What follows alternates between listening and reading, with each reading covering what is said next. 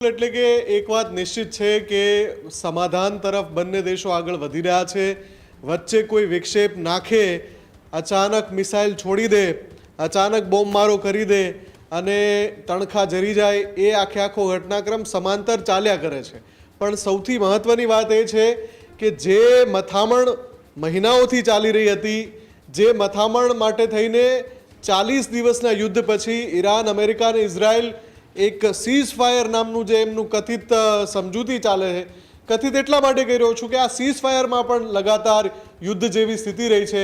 અને જો seize fire હોય તો દુનિયાનો સૌથી અગત્યનો જે જળમાર્ગ છે, હોર્મુઝ જળમાર્ગ, એ બંધ શા માટે રહે? એટલે એક રીતે જોવા જઈએ તો 3.5 મહિનાથી દુનિયા આ યુદ્ધનો સામનો કરી જ રહી છે અને છેલ્લા 2-2.5 મહિનાથી સમાધાનની કોશિશ થઈ રહી છે, પીસ ડીલ પર મોહર લગાવવાની કોશિશ થઈ રહી છે। અંતે હવે ટ્રમ્પ કહી રહ્યા છે, 48 કલાક પહેલા એમણે કહ્યું કે ઈરાન સાથેનું યુદ્ધ આજે પૂર્ણ થયું। પ્રેસ કોન્ફરન્સમાં એમણે કહ્યું કે ઈરાન સાથેનું યુદ્ધ આજે પૂર્ણ થયું અને એના 48 કલાક પછી જ્યારે ટ્રમ્પ જન્મદિવસની ઉજવણી કરી રહ્યા છે, 80મા જન્મદિવસની, ત્યારે એમણે કહ્યું કે અમે આજે ડીલ ઉપર હસ્તાક્ષર કરી દઈશું। હવે અહીંયા જ સૌથી મોટો ટ્વિસ્ટ આવે છે। ટ્રમ્પ લગાતાર કહી રહ્યા છે કે સમાધાન થઈ ગયું, સમાધાન થઈ ગયું। આજે જે એમણે દાવો કર્યો ને ભાવિક, એ 40મો દાવો છે ઓન રેકોર્ડ। દુનિયાભરની મીડિયા એજન્સી અને વોર એક્સપર્ટ્સ આ નોટેશન કરી રહ્યા છે અને એ પછી 40મી વખત ટ્રમ્પે કહ્યું કે આજે ઈરાન સાથે સમાધાન હસ્તાક્ષર થઈ જશે।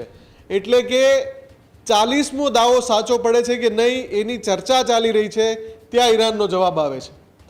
ઈરાનના ઇસ્માઇલ બઘેરી કહે છે કે ભાઈ હજુ સુધી સમાધાન અંતિમ સ્તર સુધી, અંતિમ કક્ષા સુધી નથી પહોંચ્યું।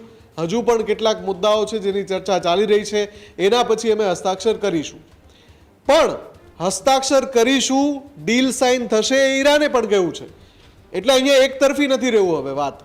ઈરાન અને અમેરિકા આ યુદ્ધને પૂર્ણ કરવા માંગે છે, એ સાબિત થઈ ચૂક્યું છે। ઈરાન અને અમેરિકા બંનેના નેતાઓએ જાહેરમાં કહી દીધું છે કે અમે ડીલ ફાઇનલ કરવા જઈ રહ્યા છે, ડીલ લોક કરવા જઈ રહ્યા છે। પણ એ ડીલ લોક ક્યારે થાય છે? કેમ કે જેવી એ ડીલ લોક થાય, અને ખૂબ જ અગત્યની વાત છે, વીકેન્ડમાં આ ડીલ લોક થશે એવા અનેક વખત દાવા થઈ ચૂક્યા છે। શા માટે? કેમ કે અમેરિકા વીકેન્ડમાં ડીલ લોક કરીને સોમવારથી જે ખુલતું સપ્તાહ હોય શેર બજારનું, એમાં કરોડો રૂપિયાનો ફાયદો લેવા માંગે છે।